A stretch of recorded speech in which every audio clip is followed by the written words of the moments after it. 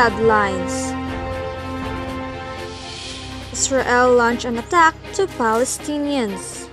Vaccine delay in second dose can reduce death rate under two conditions. Rabia Matthew shining and showcasing her national costume at Miss Universe. Woman jumps off Marcelo Fernan Bridge, rescued by maritime group. Pandemic gives working mothers more family time. Some parts of Mindanao remain signal number 2 due to new cruising. Good evening, Luzon, Visayas, and Mindanao. Israel has intensified its assault in Gaza as Palestinian militants to continue to fire rockets into Israel. Sheila Tabernal has the news.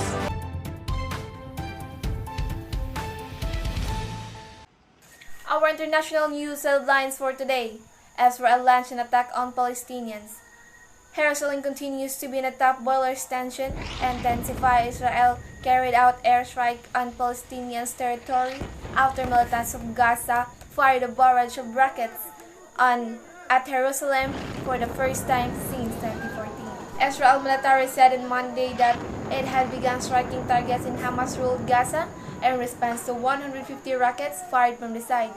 Now, the targets included 8 mass operatives in a mass terror tunnel. Palestinian health officials said a total of 20 people have been killed in the said incident. The delayed delivery of vaccine has slowed down the country's vaccination drive. That has led to earlier than the second dose. Leah May Paredes has the news. Good day everyone, this is the National TV News Update. Study says delay in second dose can reduce death under 2 conditions. Manila, Philippines, a predictive modeling study has found that delaying the second dose of COVID-19 vaccine among those aged 65 and lower could lead to an overall lower mortality rate in population, but only if certain conditions are met. The EU study, which was published in the British Medical Journal, said that the condition must be the vaccine should have one dose efficacy of at least 80%, and that the population in question should have a daily immunization rate between 0.1% and 0.3% of the total population. If these conditions are met, researchers says mortality rate can be reduced by up to 20%. This is Leonie Paredes, the UCTV News. Get the real story because you deserve nothing but the truth. The Philippine National Police Maritime Group Central Visayas saves a woman who jumps off the Marcelo Fernan Bridge. For the local news, Jessa Gakasan. The Philippine National Police Maritime Group Central Visayas saved a 28-year-old woman who jumped off in Marcelo Ferdinand Bridge. In an interview with Executive Master Sergeant Noel Rogelio Avenido, said that the footage of the CCTV camera shows that the woman walking when she reached the middle of the bridge as she suddenly jumped up. Avenido said that the woman was from Barangay Bangkal, Lapu-Lapu City. She was wearing a white t-shirt and a tattered pants. She was conscious when she was brought to the shore. Until now, they don't know yet the reason why the woman jumped off the bridge. Get the real story because you deserve nothing but the truth. Jessica Kasan reporting for the UCTV News. And for the entertainment, Rabia Matthew shining and showcasing her national costume at Miss Universe. Angel Marie Lucian.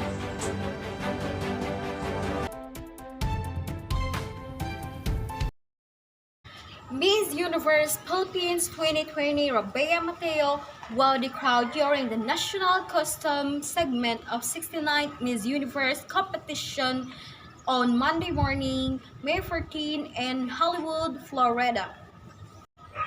A 24-year-old beauty queen from Iloilo donned a Philippine flag-inspired costume with a large angel-like wings at the back. During her stage walk, a commentator described her blue wing as a royalty and a red symbolizing the courage and strength of an independent woman. Her costume also featured 3 stars that signified hope and freedom and to choose whoever you want. The 3 stars in Philippine flag represent the main island groups Luzon, Visayas, and Mindanao. Mother's Day celebrated at home due to the prevailing coronavirus pandemic. Let's take a look for the feature news by Cesar Arcilia.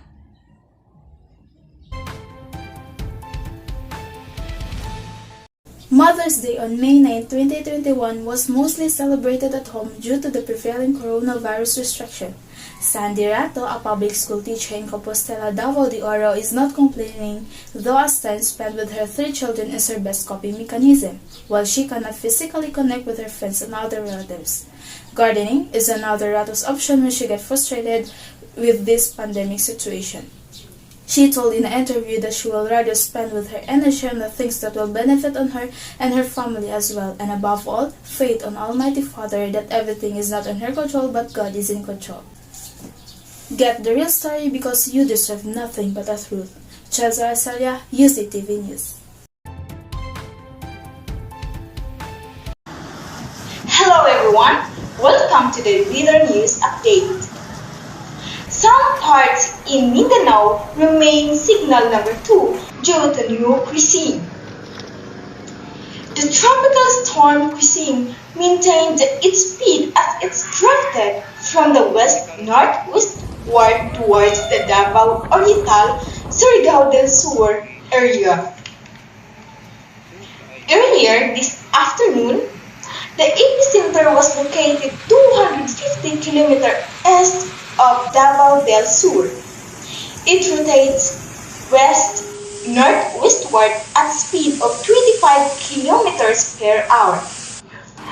It has maximum sustained winds of 65 km per hour and gustains of 80 km per hour. Signal number 2 includes the southern portion of Surigao del Sur, southern portion of Agusan del Sur, northern portion of Davao Oriental, and northern portion of Davao del Norte. While the signal number 1 is the rest of Surigao del Sur, the rest of Agusan del Sur, Agusan del Norte, the rest of Davao de Oro, the rest of Davao del Norte, Davao City, Bukidnon, Lanao del Sur, Lanao del Norte, Misamis Occidental, Misamis Norte, Camigan, and eastern portion of Davao del Sur. Get the real story because you deserve nothing but the truth. Rolling the Palos, UCTV News.